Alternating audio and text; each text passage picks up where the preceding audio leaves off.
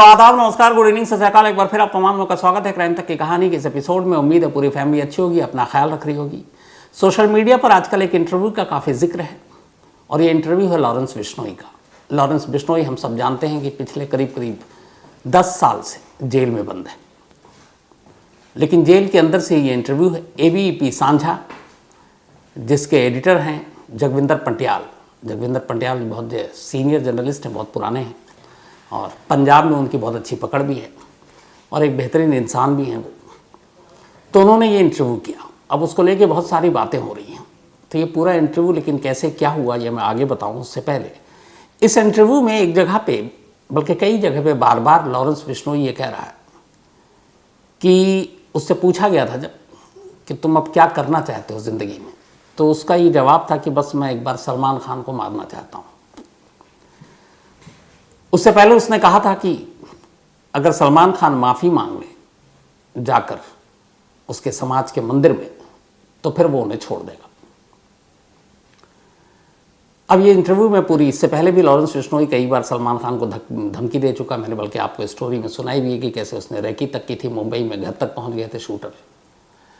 और अब बात ये हो रही है कि सलमान खान को मारना है और न मारने की एक ही सूरत है, और वो ये है कि सलमान खान जाकर उस समाज के उस मंदिर में माफ़ी मांगे।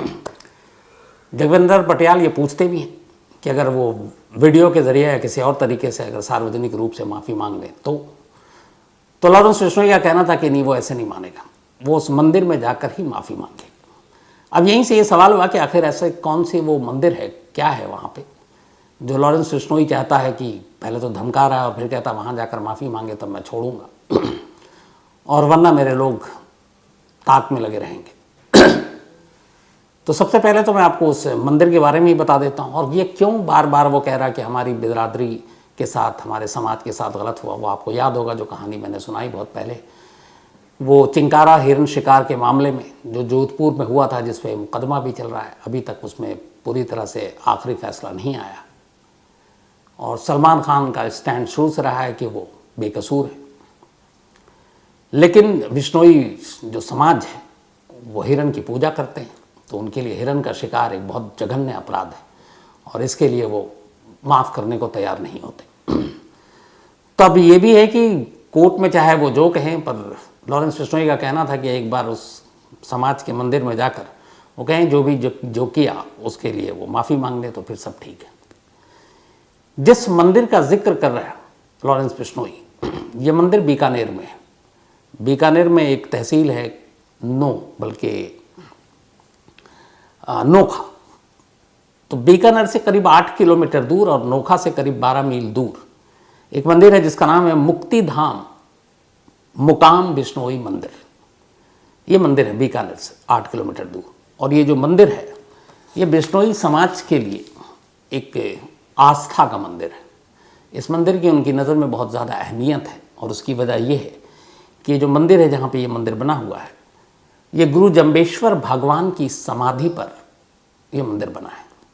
और इतिहास ये है इस मंदिर का कि 1593 में गुरु महाराज जम्बेश्वर भगवान, इनके शरीर को यहाँ पर लाया गया था और आखिरी पड़ाव था उनके शरीर को यहाँ लाने का, और इसके बाद यहीं समाधि हो गई।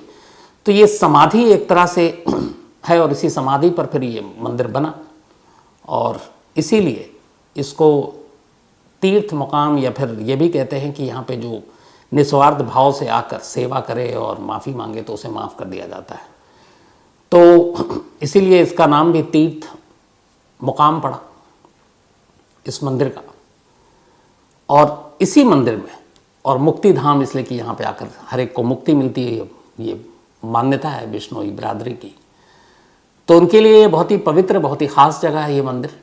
और इसी मंदिर में मुकाम धाम बिश्नोई समाज की जो ये आस्था का मंदिर है, इसी मंदिर में लॉरेंस बिश्नोई कहता है कि सलमान खान जाएं और जाकर माफ़ी मांगे तो वो फिर छोड़ देगा। अब एक गैंगस्टर धमकी दे रहा है और बाकायदा बाहर में उसके जो बैठे हुए लोग हैं वो भी धमकी दे रहे हैं। लॉरेंस बिश्नोई के इंटरव्यू के बाद बाहर से भी कई लोगों ने लेटर भेजा और कहा है कि इंटरव्यू देखो और अगर नहीं देखा है तो फिर से देखो और माफ़ी मांगो, और अगर ऐसा नहीं किया तो फिर सलमान खान को मार डालेंगे, ये धमकी दी गई है। तो ये उस मंदिर का इतिहास है जहां लॉरेंस बिश्नोई चाहता है कि सलमान जाकर माफ़ी मांगे उस हिरन के शिकार के लिए। अब सवाल ये है कि ये जो पूरा इंटरव्यू है इसकी कहानी क्या है। तो लॉरेंस बिश्नोई जब कॉलेज में ही था, बल्कि हॉस्टल में, उसी वक्त लड़ाई झगड़े और मर्डर के केस में वो पकड़ा गया था। उसके बाद उसे अलग अलग जेल में रखा गया। वो राजस्थान के कई जेलों में रहा, फिर दिल्ली की तिहाड़ जेल में रहा, फिर बहुत सारे दूसरे गैंगस्टर पकड़े गए, अलग अलग गैंग वॉर हुआ, उसमें लॉरेंस बिश्नोई का नाम आया और जेल में रहते रहते वो ज़्यादा बड़ा क्रिमिनल बनता गया। तो तिहाड़ में ही था वो। लेकिन जब सिद्धू मूसेवाला का कत्ल हुआ पिछले साल, उसके बाद सीधा नाम आया लॉरेंस बिश्नोई का और गोल्डी बरार का। गोल्डी तो था नहीं, वो कनाडा में था। तो लॉरेंस बिश्नोई तिहाड़ में था। इसके बाद पूछताछ हुई, पंजाब पुलिस आई, पंजाब पुलिस ने बाकायदा कस्टडी मांगी और इसके बाद अब चूंकि सिद्धू मूसेवाला का कत्ल पंजाब में हुआ है, मूसेवाले गांव में हुआ है, मूसा गांव जो है, तो केस भी वही रजिस्टर है। तो उस मर्डर का जो मेन आरोपी है वो फिलहाल लॉरेंस बिश्नोई है और इसीलिए उसको गिरफ्तार करने के बाद कस्टडी में अदालत से मांगा और फिर पंजाब पुलिस अपने साथ ले गई। पहले वो पंजाब पुलिस की कस्टडी में रहा और फिर उसके बाद उसको न्यायिक हिरासत में जेल भेज दिया गया। तो तब से वो भटिंडा जेल में बंद है लॉरेंस बिश्नोई। बीच बीच में कई अलग अलग मुकदमे होते हैं, अलग अलग जगहों पे पेशी होती है। जैसे उसका राजस्थान में भी था तो वो राजस्थान भी गया अभी इसी मार्च के महीने में। लेकिन ज़्यादातर वक्त उसका जो कट रहा है वो भटिंडा जेल में कट रहा है। अब कई बार मैंने इसी कहानी में आपको बताया है कि आजकल के इस दौर में अलग अलग जेल में जो बाहर में ज़्यादा चीज़ें हैं उससे ज़्यादा कहीं ज़्यादा आपको आराम ऐश जेल के अंदर है। जेल के अंदर से लोग गैंग चला रहे हैं, जेल के अंदर रहते हुए लोग बड़े गैंगस्टर बन रहे हैं। टेलीफोन से लेकर फ़ोन से लेकर सब कुछ आपको आसानी से वहाँ मुहैया है, उपलब्ध है। तो जब ऐसी चीज़ें, ऐसी फैसिलिटी हो तो फिर कोई क्या कैसे नहीं करे। और ये इंटरव्यू तो एकदम बानगी है कि कैसे जेल के अंदर से ही सब कुछ हुआ। तो एक तो ये इंटरव्यू जो हुआ ये वीडियो कॉल के ज़रिए हुआ। मतलब ये नहीं है कि रिपोर्टर जेल के अंदर गया, वहाँ सेटअप तैयार किया, ऐसा बिल्कुल नहीं है। लॉरेंस के पास एक मोबाइल था। अब मोबाइल है जेल के अंदर, नेटवर्क भी होगा और लॉरेंस वीडियो कॉल पर है और दूसरी तरफ से जगविंदर पटियाल जी जो है वो भी वीडियो कॉल पे हैं और फिर ये इंटरव्यू रिकॉर्ड हो रहा है। अब जब पहली बार ये इंटरव्यू आया तो पंजाब के जो डीजीपी हैं गौरव यादव, उन्होंने, चूँकि एक जेल के अंदर से एक गैंगस्टर का इंटरव्यू आया तो कहीं ना कहीं जेल प्रशासन पे उंगलियां तो उठेंगी कि ये क्या है मामला। तो उन्होंने 2 दिन के बाद ये सफाई दी एक प्रेस कॉन्फ्रेंस बुलाकर कि ये पंजाब के किसी जेल का इंटरव्यू नहीं है और इसके लिए उन्होंने एक तस्वीर दिखाई। उस तस्वीर में ये दिखाया कि ये लॉरेंस बिश्नोई का हुलिया है जो इस वक्त है और जो इंटरव्यू है उसका हुलिया अलग है। अब उस हुलिये में फ़र्क क्या था? जो पहला इंटरव्यू 14 मार्च को आया उसमें Lawrence Bishnoi yellow T shirt में है, कॉलर वाली टी शर्ट है, बाल उसके बढ़े हुए हैं, दाढ़ी भी बढ़ी हुई है, माथे पे उसने टीका लगा रखा है। तो पहला इंटरव्यू पूरा हुलिया ये है कि टी शर्ट कॉलर वाली है, येलो कलर की, और बाल बढ़े हुए हैं, दाढ़ी भी उसकी थोड़ी बड़ी है। लेकिन जो डीजीपी फोटो दिखाते हैं वो ये दिखाते हैं कि उसके बाल छोटे हैं, दाढ़ी ट्रिम है, छोटी सी है और उसने गोल गले वाली टी शर्ट पहनी हुई है, वो भी शायद नारंगी कलर की, ऑरेंज कलर की। तो येलो टी शर्ट नहीं है। तो उनका कहना था कि फ़िलहाल जो वो भटिंडा जेल में है उसका हुलिया ये है कि उसके बाल छोटे हैं, दाढ़ी छोटी है और उसके कपड़े भी अलग हैं। और इंटरव्यू में जो है वो कपड़े अलग हैं, बाल भी बढ़े हुए हैं और दाढ़ी भी छोटी है। तो अब अचानक ये हुलिया बदल नहीं सकता।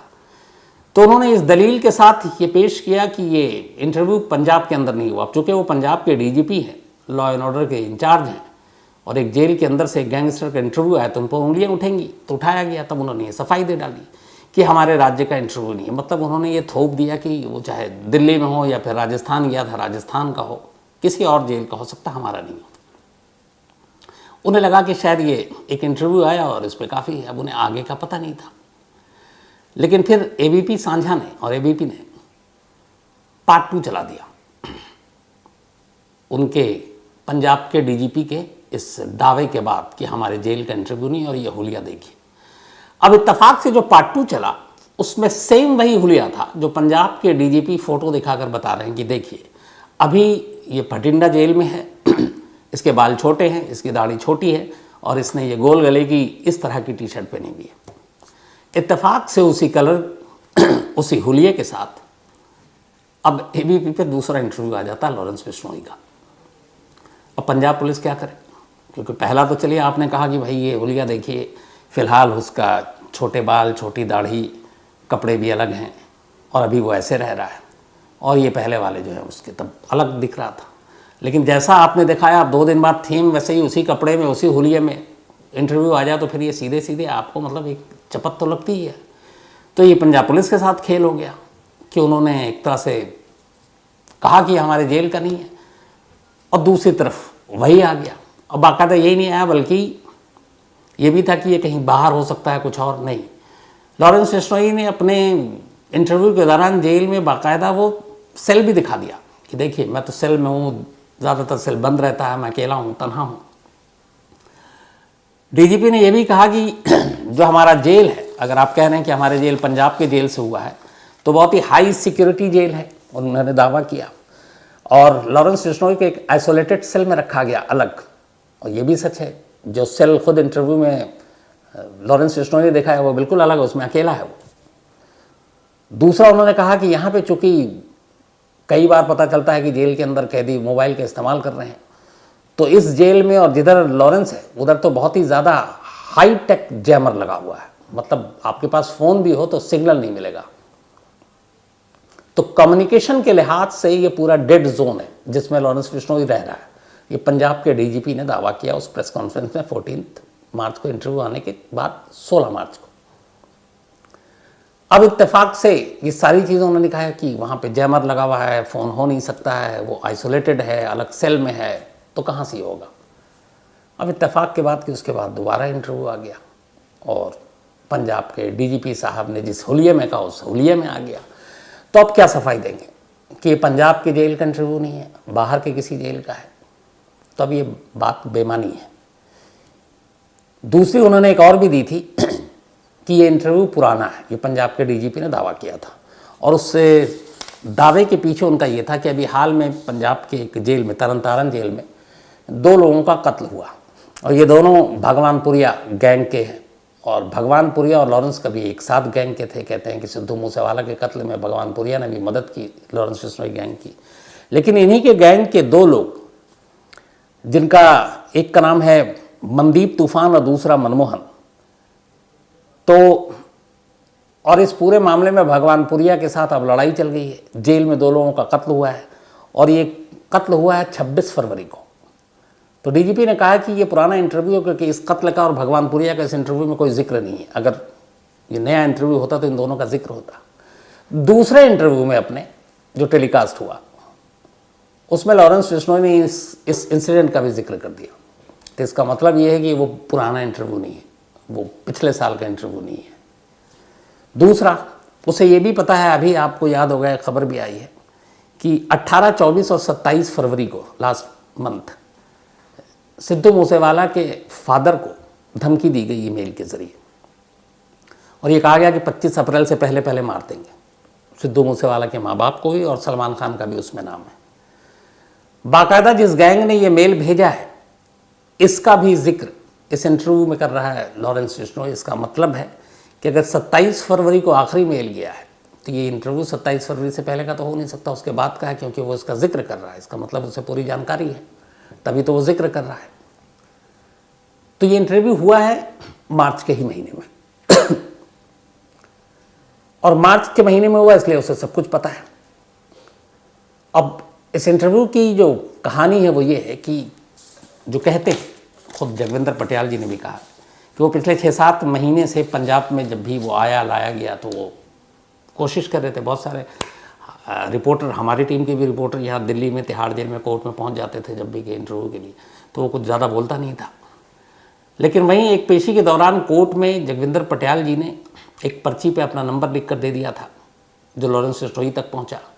इसके बाद कहते हैं उस नंबर से फिर गोल्डी बराड़ का फ़ोन आया कि ठीक है हम इस पर बात करने को तैयार हैं। गोल्डी बराड़ ने कनाडा में बहुत कुछ कहा भी, तो इन्होंने कहा कि नहीं, हम फ़ोन पे बात नहीं करेंगे, वीडियो पे इंटरव्यू रिकॉर्ड करेंगे। और इस बात को काफ़ी वक्त बीत गया। फिर एक रोज़ अचानक लॉरेंस बिश्नोई का फ़ोन आया जगविंदर पटियाल जी को, उसी नंबर पर जो दिया था, और उसने कहा कि मुझे बात करनी है। और इसके बाद जेल के अंदर वो वीडियो कॉल, और इधर जगविंदर पटियाल जी वीडियो कॉल, और उसके बाद ये इंटरव्यू हुआ। अब इस इंटरव्यू में जो मेन बातें थी जो उसने कही, एक सिद्धू मूसेवाला, उसने कहीं ये नहीं कहा कि सिद्धू मूसेवाला के कत्ल से मुझे अफसोस है। उसने कहा कि हाँ, ये भी कह रहा है कि ये मेरा काम नहीं है, लेकिन उसने कहा कि मैंने कोशिश की थी, लेकिन तब गार्ड थे, पुलिस वाले थे, गनर थे, तो मैं नाकाम रहा। लेकिन उसके बाद जो कुछ हुआ उसमें मेरा रोल नहीं है। उसके बाद गोल्डी बराड़ ने ये काम किया, और गोल्डी बराड़ ने ही और उसके लोगों ने तमाम इसे मारा। लेकिन उसे अफसोस नहीं। उसने कहा कि चूंकि वो गैंग वॉर में कूद पड़ा था, हमारे लोगों के कत्ल में शामिल था, और इसीलिए मुझे कोई अफसोस नहीं है। लेकिन हाँ, ये काम मैंने नहीं किया, गोल्डी बराड़ ने किया, और वो गोल्डी बराड़ को हमेशा गोल्डी भाई बुलाता है। लेकिन उसने कहा कि जहाँ तक सिद्धू मूसेवाले के पिता की बात है, धमकी देने की, उससे हमारा कोई लेना देना नहीं, उनके माँ बाप से हमारी कोई दुश्मनी नहीं है, तो हमें कोई मारने का मतलब नहीं बनता। लेकिन मूसेवाला के कत्ल के लिए उसे अफसोस नहीं है। हाँ, कानूनी लड़ाई से बचने के लिए वो खुद क्लेम नहीं कर रहा है कि इसमें मेरा हाथ है। उसने कहा कि मैंने कोशिश की थी, लेकिन तब मैं कामयाब नहीं हो पाया, लेकिन ये लोग कामयाब हो गए। तो ये अपना सब कुछ गोल्डी बराड़ और बाकी पर रख रहा है। ये भी कह रहा है कि जिस दिन गोल्डी भाई, यही कहकर वो बोलता है, वो खुद ही बता देंगे सच्चाई, लेकिन मैंने ट्राई किया, नहीं हो पाया, उन लोगों ने कर दिया। एक कि अब लेकिन उसके फादर से हमारी कोई दुश्मनी नहीं है, तो उनको हमने कोई धमकी नहीं दी है।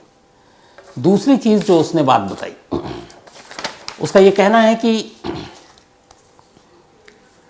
अमृत पाल, आजकल आप सुन रहे होंगे, एक पंजाब में जिससे सारी चीज़ें लेकर मामला चल रहा है, उसने कहा कि वो भी बस अपनी दुकान चला रहा है, जैसे ये खुद लॉरेंस बिश्नोई अपनी दुकान चला रहा है। तो उसका कहना है कि उन सबसे कोई मतलब नहीं है, लेकिन अब हीरो बनने के लिए लॉरेंस बिश्नोई ने यह भी कहा है कि हम और उसके गैंग के लोग पंजाब में ड्रग्स के जो बेचेगा उसको सज़ा देंगे। तो एक तरह से ये भी हीरोइज़म वाली बात है। लेकिन अपने पूरे इंटरव्यू में उसने कहा कि मैंने आज तक अपने हाथ से कोई मर्डर नहीं किया, मैंने कभी हथियार नहीं उठाया। हाँ, फ़ोटो खींचने के लिए सोशल मीडिया पर हथियार हाथ में लिया हो तो अलग बात है। ना कभी मैंने किसी पर हमला किया। जिसको भी मारा गया वो सामने से उसने पहले हमला किया, हमारे लोगों को मारा, इसलिए पलटकर हमने मारा। उसका ये कहना था कि मैं तो सीधे हॉस्टल से ही जेल पहुंच गया और पिछले 10-11 साल से जेल में हूं। लेकिन जेल के अंदर से वो फ़ोन पे बात करके ये सारी चीज़ें कर रहा है, इसका मतलब है कि उसे सब कुछ पता है, और जेल में जिस तरीके से गैंग चलता है ये उसकी बानगी है। इस इंटरव्यू की सबसे ख़ास बात यह है कि जगविंदर पटियाल जी ने जिस तरह के सवाल पूछे वो सवाल बेहतरीन थे, और एक गैंगस्टर या इस तरह के क्रिमिनल से, क्योंकि हमेशा ये होता है कि हम लोग क्रिमिनल को या अंडरवर्ल्ड को ग्लोरीफाई करते हैं, तो वो होना नहीं चाहिए। तो जिस तरीके से बार बार ये भी कि ये जुर्म का रास्ता ठीक नहीं है, कहाँ तक जाओगे, क्या करोगे, फ्यूचर क्या है, और ये भी कि तुम अपने आप को सीधे बता रहे हो, तो वो सवाल बेहतरीन थे। साथ ही इस पूरे इंटरव्यू में एक और चीज़ जो उसने कहा कि मैं गुंडा नहीं, और उसने कहा मैं अपने आप को गुंडा उस दिन मानूंगा जिस दिन सलमान खान को मारूंगा। तो अब यहाँ पे दो चीज़ें हैं। एक, जो बिश्नोई बिरादरी के बहुत सारे लोग हैं जो क्राइम तक फैमिली बिरादरी से भी बहुत जुड़े हुए हैं, उनका ये मानना है कि ये लॉरेंस बिश्नोई रहा पंजाब का, इसका गांव पंजाब में है, कुछ लोग हैं जो बिरादरी से, समाज से ताल्लुक़ रखते हैं, लेकिन जो राजस्थान की बिश्नोई पूरी बिरादरी है वहाँ पे इतना कोई इसका लेना देना नहीं है, न वहाँ पर इसका कोई इतना रौब है, और वो लोग इसे मानते भी नहीं। बल्कि उनमें से बहुत सारे लोगों का तो ये कहना है कि लॉरेंस बिश्नोई बिरादरी को एक तरह से कलंकित कर रहा है। वो अपनी इन चीज़ों को, अपनी इमेज बनाने को और इसको अलग रंग देने को वो उनके नाम का यूज़ कर रहा है, जबकि ऐसा है नहीं। तो बिश्नोई बिरादरी में भी इन चीज़ों को लेकर, बल्कि बहुत सारे तो बिश्नोई बिरादरी के लोग, हमारी क्राइम तक फैमिली वाले, नाराज़ भी हो गए थे कि आप बार बार उसे बिश्नोई मत बोला करें, आप उसका नाम सिर्फ लीजिए लॉरेंस, क्योंकि इससे हमारी पूरी बिरादरी जो है वो एक तरह से उनकी बदनामी होती है, और मैं कहीं ना कहीं उनसे सहमत भी हूँ। तो अब कुल मिलाकर इस नई धमकी पर सलमान खान की लेकर, पहले भी धमकी मिल चुकी है, सलमान की सुरक्षा बढ़ा दी गई है और इस धमकी को हल्के में भी नहीं लेना चाहती पुलिस, क्योंकि पहले भी सबूत मिल चुका है कि किस तरीके से रैकी हुई है, लोग वहाँ पहुँच चुके थे। और अब इसका ओपन ये कहना कि आकर पहले उस मंदिर में माफ़ी मांगे वरना फिर छोड़ेंगे नहीं, तो अब पुलिस सारी चीज़ों को देख रही है। लेकिन दूसरा जो सबसे बड़ा सवाल वही है कि अब तक मैं कहता आ रहा था कि जेल सिर्फ ऐशगाह है। इस इंटरव्यू को आप तमाम लोगों ने भी देखा होगा। इसको देखने के बाद अब किसी बोलने की ज़रूरत नहीं है, ना मुझे कहने या सबूत देने की ज़रूरत है कि जेल में क्या हो सकता है। वो खुद कह रहा है कि इस वक्त रात का वक्त है।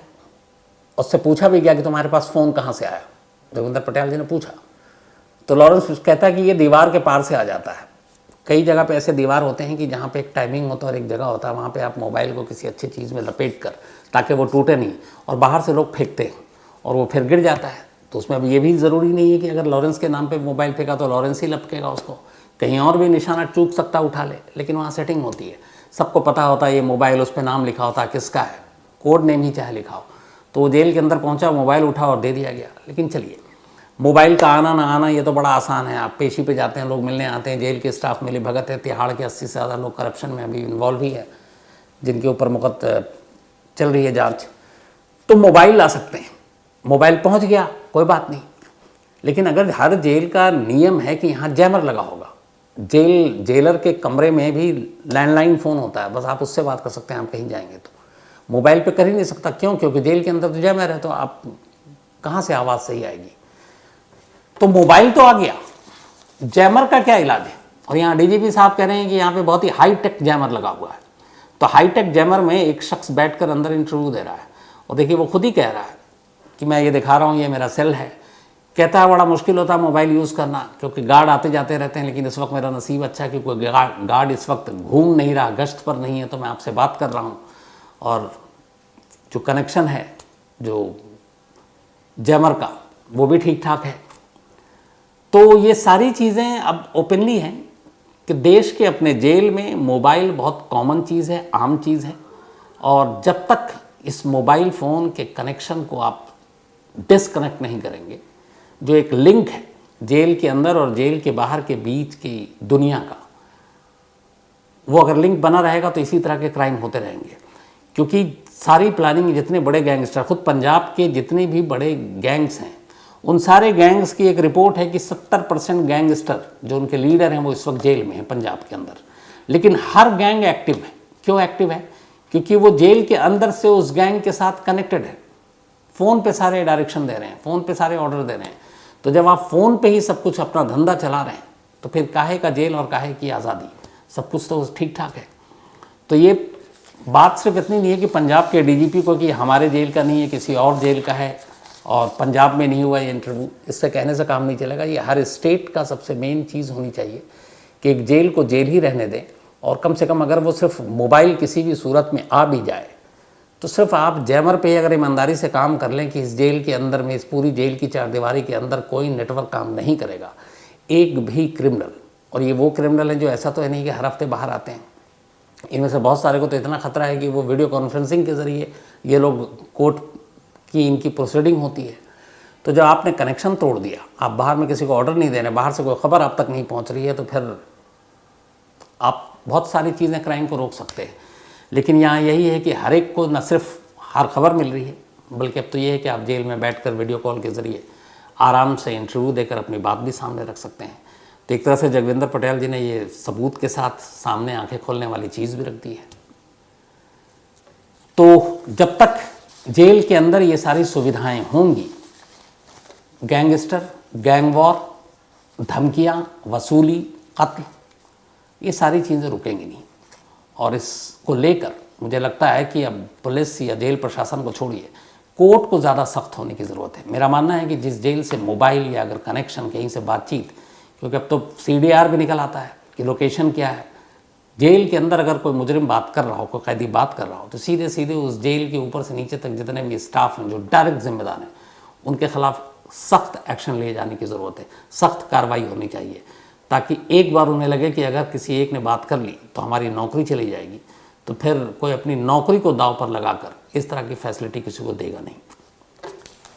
खैर देखिए ऐसा कब होता, उम्मीद करता हूँ कि लेकिन ऐसा हो, ताकि जेल के अंदर से ये जो सारा खेल है ये बंद हो, और ये बंद होगा तो आप यकीन मानिए बाहर की दुनिया में क्राइम कम हो जाएगा। हाँ, लेकिन एक और भी चीज़ चलते चलते याद आया। बहुत पहले मैंने आपको कहानी में सुनाई थी, और भगवंत मान सिंह जो पंजाब के मुख्यमंत्री, उन्होंने बाकायदा गुजरात दौरे पर थे और एक दावा किया था कि उन्हें खबर मिली है कि गोल्डी बरार अमेरिका में हिरासत में ले लिया गया है और उसके बाद उसको भारत लाने की कोशिश की जा रही है। तो एक सवाल लॉरेंस बिश्नोई से ये भी पूछा गया गोल्डी बरार की हिरासत के बारे में, तो जवाब था कि वो बिल्कुल भी हिरासत में नहीं है और वो अमेरिका में भी नहीं है, यूरोप में है या फिर कनाडा में है, यहीं कहीं है, लेकिन वो हिरासत में नहीं है। यानी कि गोल्डी बरार के हिरासत में ले जाने की खबर जो खुद पंजाब के चीफ मिनिस्टर ने ऑफिशियली कैमरे पर आकर दिया था, वो झूठा था और गलत था। तो फिलहाल कहानी में इतना ही, लेकिन कहानी खत्म करूं उससे पहले आज मनीषा झा, इनका जन्मदिन है, तो हैप्पी बर्थडे मनीषा। और एक मनीषा झा हमारी टीम में भी हैं, और ये सिद्धार्थ शर्मा की वाइफ है। जितेंद्र कुमार गुप्ता जी, इनका भी आज जन्मदिन है, तो हैप्पी बर्थडे जितेंद्र जी। और ये मृगांक गुप्ता के पिताजी हैं। कंचन कुमारी, इनका भी आज बर्थडे है, तो हैप्पी बर्थडे कंचन। गौरव कुमार ने भेजा है। शाहीन खान, इनका भी आज जन्मदिन है, हैप्पी बर्थडे शाहीन जी। और ये अल्तमश खान की मम्मी हैं। साथ ही विश्वरूप शर्मा, इनका भी आज जन्मदिन है, तो हैप्पी बर्थडे विश्वरूप जी। और ये शिवांश के फादर हैं। साथ ही साबिर अंसारी का भी आज जन्मदिन है, तो हैप्पी बर्थडे साबिर। राम प्रसाद, इनका भी बर्थडे है, हैप्पी बर्थडे राम। साथ ही आसिफ खान, इनका भी जन्मदिन है, हैप्पी बर्थडे आसिफ साहब। और ये राहुल ने भेजा है। इसके अलावा जूही गुप्ता जी, इनका भी जन्मदिन है, हैप्पी बर्थडे जूही। विनय गुप्ता ने भेजा है। प्रीति अधिकारी, इनका भी आज जन्मदिन है, तो हैप्पी बर्थडे प्रीति जी। और ये सौरभ अधिकारी जी की पत्नी है। और वेंकटेश नगर मित्र मंडली ने भेजा है। साथ ही पाजी ऑफ राहुल मिगलानी, यानी कि राहुल मिगलानी जी के पाजी हैं, उनका आज जन्मदिन है, तो बहुत बहुत मुबारक, बधाई। नाम लिखा नहीं राहुल ने। फैज़ान अंसारी का भी आज जन्मदिन है, तो हैप्पी बर्थडे फैज़ान। इसके अलावा ये जो है मरियम एंड ताहिर अंसारी, इनके बेटे हैं। साथ ही मानस सिंह कान्याल, इनका भी जन्मदिन है, तो हैप्पी बर्थडे मानस। और ये संजय सिंह कान्याल के बेटे हैं। विहान जैन, इनका भी जन्मदिन है, तो हैप्पी बर्थडे विहान। आशीष जैन के बेटे हैं ये। नीलेश, इनका भी birthday, happy birthday Nilesh. Kishan दर्जी ने भेजा है। साथ ही सोनू राजपूत, इनका भी आज जन्मदिन है, तो हैप्पी बर्थडे सोनू। इसके अलावा ताहिर खान बेंगलोर से हैं। अमृतपाल की कहानी सुनना चाहते हैं, कल मैं डिटेल में कोशिश करूंगा अमृतपाल की पूरी स्टोरी आपको सुनाऊं। देवदत्त कुमार, इन्होंने कहानी की फरमाइश की है। मनदीप कौर, इन्होंने पूछा शिया और सुन्नी के बीच की सारी चीज़ें गहराई में क्या है, तो मनदीप जी मैंने इसी कहानी में सुना रखी है। क्राइम तक की कहानी के लिस्ट में आपको मिल जाएगी, शिया सुन्नी पर डिटेल स्टोरी की थी मैंने। सामर्थ्य डी, इन्होंने कहानी की फरमाइश की है। इसके अलावा रसिक भाई, इन्होंने भी कहानी की फरमाइश की है। और सुधाकर गुप्ता, इन्होंने भी एक कहानी की फरमाइश की है। तो आज कहानी में इतना ही। अब आपसे मुलाकात होगी कल रात 9 बजे किसी नई कहानी के साथ। तब तक अपना ख्याल रखिएगा। Thank you very much.